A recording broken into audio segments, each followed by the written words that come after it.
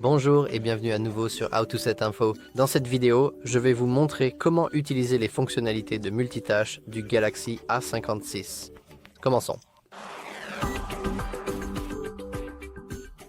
Il y a maintenant deux principales fonctionnalités que vous pouvez activer et utiliser afin d'améliorer vos capacités de multitâche.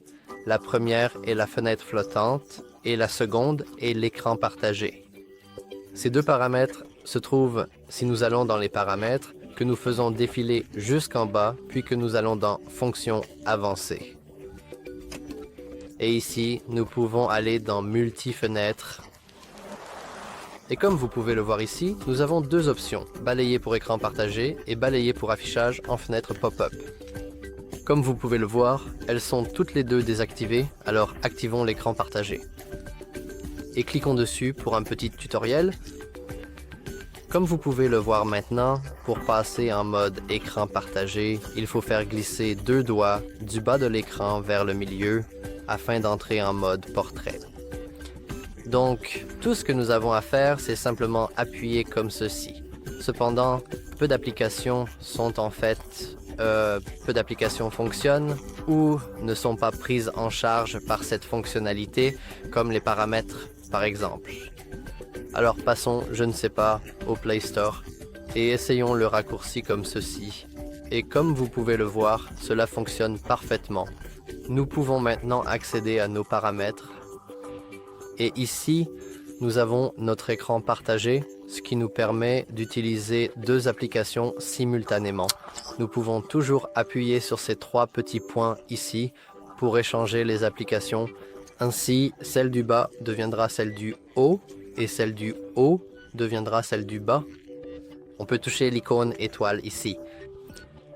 Donc, si vous voulez utiliser un duo très spécifique d'applications, par exemple, si vous passez un test en ligne à l'école et que, pour une raison quelconque, vous souhaitez avoir votre galerie juste à côté avec peut-être des fonctionnalités, peut-être des photos des réponses, alors vous pouvez toujours ajouter eux après à l'écran d'accueil ou au panneau latéral. Et nous pouvons toujours appuyer longuement pour changer le ratio. Donc maintenant, je vais agrandir mes paramètres et mon petit « Oh, c'est assez difficile à utiliser » et mon Google Play Store un peu plus petit.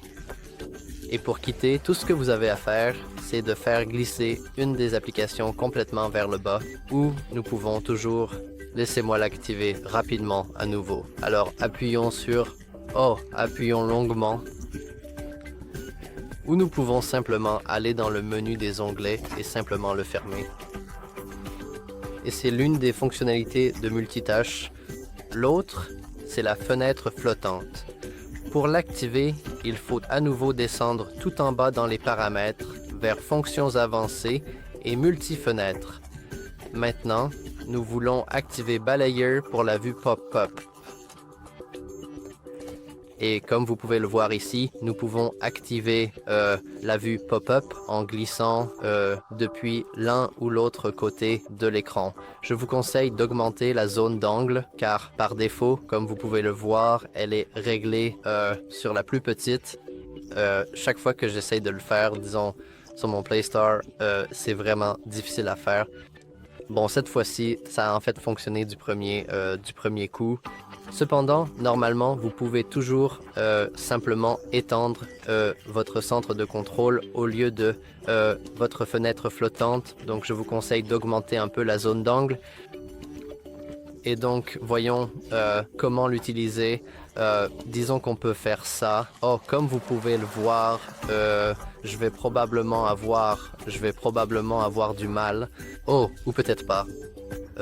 Vous devez faire glisser votre doigt d'un côté du coin supérieur de votre écran vers le centre.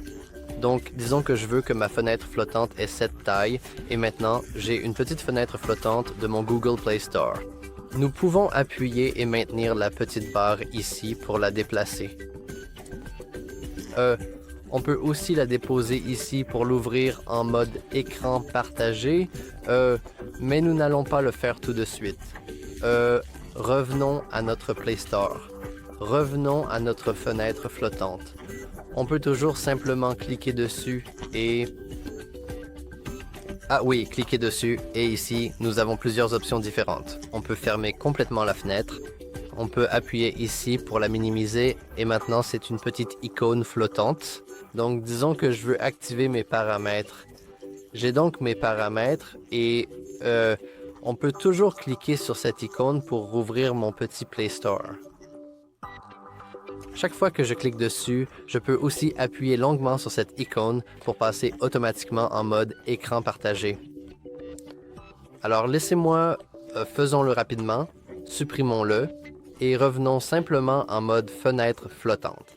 Et enfin, on peut toujours appuyer sur cette icône ici pour, en gros, masquer les options, tout simplement. Comme il y a beaucoup d'options, on peut toujours simplement appuyer « Oh, je ne veux pas de carte ici. Les cartes sont plutôt inutiles. » Donc chaque fois que vous appuyez sur cette icône, les petites icônes juste ici resteront toujours visibles. Donc disons que si vous avez du mal à cliquer sur la petite barre, vous pouvez toujours simplement appuyer sur la petite icône d'onglet juste ici afin d'avoir tous les outils en haut. Et enfin, la démonstration du X qui fonctionne comme prévu. Et c'est tout pour cette vidéo. Si vous l'avez trouvé utile, n'oubliez pas de liker et de vous abonner. Merci d'avoir regardé.